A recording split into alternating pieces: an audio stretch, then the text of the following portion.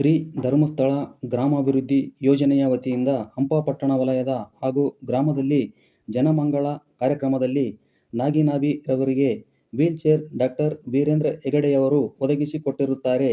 ಈ ಸೌಲಭ್ಯವನ್ನು ಫಲಾನುಭವಿಗೆ ವಿತರಿಸಲು ಹಂಪಾಪಟ್ಟಣ ವಲಯದ ಮೇಲ್ವಿಚಾರಕರಾದ ಪ್ರಭುರವರು ಸದಸ್ಯರಿಗೆ ನೀಡಿ ಹಾಗೂ ಈ ಗ್ರಾಮದ ಜನಪದ ಕಲಾವಿದರು, ರಾಜ್ಯ ಪ್ರಶಸ್ತಿ ವಿಜೇತರು ಆಗಿರುವ ಗೊಂದಲ ರಾಮಣ್ಣನವರು ಹಾಗೂ ರಿಯಲ್ ಸ್ಟಾರ್ ಪತ್ರಿಕೆ ಹಾಗೂ ಮಾಧ್ಯಮದವರಾದ ಚಂದ್ರಶೇಖರ್ ಅವರು ಕೂಡ ಭಾಗವಹಿಸಿ ಯೋಜನೆಯ ಕಾರ್ಯಕ್ರಮಕ್ಕೆ ನಮ್ಮ ಬೆಂಬಲ ಇರುತ್ತೆ ಎಂದು ಮಾಹಿತಿ ನೀಡಿ, ಅನೇಕ ಕಾರ್ಯಕ್ರಮಗಳು ಕಣ್ಣಿಗೆ ಕಾಣದೆ ಹೋಗುತ್ತವೆ.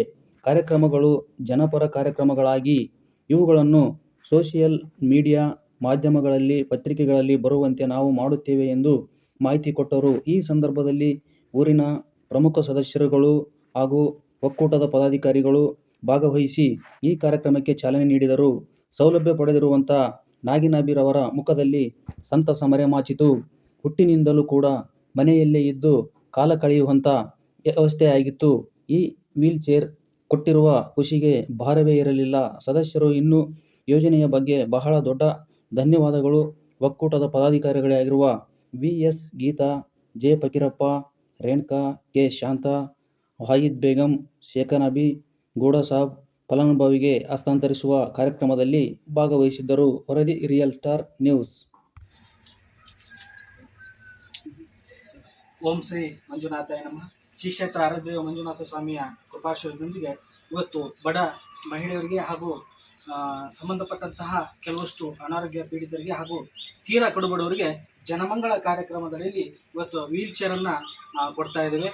ಹಾಗಾಗಿ ಪ್ರತಿಯೊಬ್ಬ ಕಡುಬಡವರಿಗೂ ಕೂಡ ಇದು ಅವಕಾಶ ಸಿಗಬೇಕಂತ ಹೇಳಿ ಇವತ್ತು ಹಂಪಾಪಟ್ಟಣ ಗ್ರಾಮದಲ್ಲಿ ಈ ಒಂದು ಕಾರ್ಯಕ್ರಮವನ್ನು ನಮ್ಮ ಪತ್ರಿಕೆ ಮಾಧ್ಯಮದವರಾಗಿರ್ಬೋದು, ಊರಿನ ಮುಖಂಡರಾಗಿರ್ಬೋದು ಹಾಗೂ ಎಲ್ಲ ನಮ್ಮ ಸ್ವಸಹಾಯ ಸಂಘದವರು ಆಗಿರ್ಬೋದು, ಅವರ ಮುಖಾಂತರ ಈ ಬಡ ಮಹಿಳೆಗೆ ಇವತ್ತು ಈ ಅನುದಾನವನ್ನು ನಮ್ಮ ಸದಸ್ಯರು, ನಮ್ಮ ಊರಿನ ಮುಖಂಡರ ಜೊತೆಗೆ ಅವ್ರಿಗೆ ಹಸ್ತಾಂತರ ಮಾಡ್ತಾ ಇದ್ವಿ.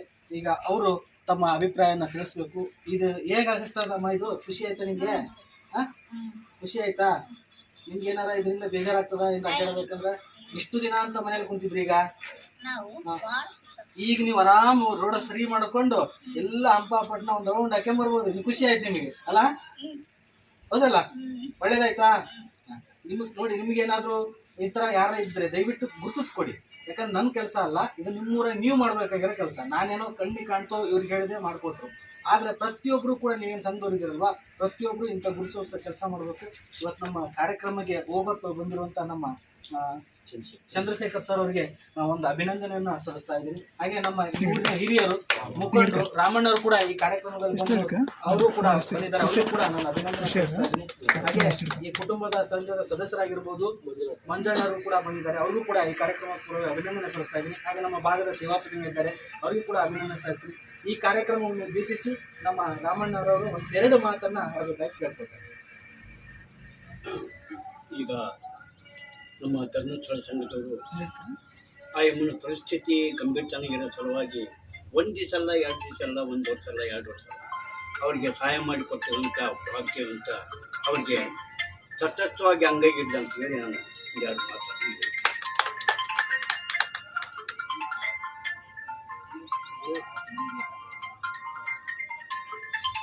ಶ್ರೀ ಮಂಜುನಾಥಾಯ ನಮಃ. ಧರ್ಮಸ್ಥಳ ಸಂಘರು ಪ್ರತಿಯೊಬ್ಬ ಬಡವ್ರ ಮನೆಗೆ ಹೋಗಿ ಅಂಗವಿಕಲರನ್ನ ಗುರುತಿಸಿ ಇಂಥ ಒಂದು ಒಳ್ಳೆಯ ಕೆಲಸ ಮಾಡ್ತಿರೋದು ನೋಡಿದರೆ ತುಂಬ ನಮಗೆ ಖುಷಿ ಅನಿಸುತ್ತೆ. ನಮ್ಮ ಊರಿನಲ್ಲಿರ್ಬೇಕಾದ ಪಂಚಾಯತಿ ಅವ್ರಿಗೆ ಕೆಲಸ ಮಾಡಬೇಕಾಗಿದ್ದ ಕಾರ್ಯಕ್ರಮನ ತಾವು ಮಾಡ್ತಿರೋದನ್ನು ನೋಡಿ ನಮ್ಗೆ ತುಂಬ ಖುಷಿ ಆಗ್ತಾಯಿದೆ. ಇಂಥವ್ರು ಎಲ್ಲೇ ಇರಲಿ, ಹೇಗೆ ಇರಲಿ, ಸುಖವಾಗಿರ್ಬೇಕು. ಅವರು ಪ್ರತಿಯೊಬ್ಬರು ಅವರಿಗೆ ಸಹಾಯ ಮಾಡ್ಬೇಕಂತಂದು ಹೇಳಿ ನಾನು ಕೇಳ್ಕೊಳುತ್ತೇನೆ.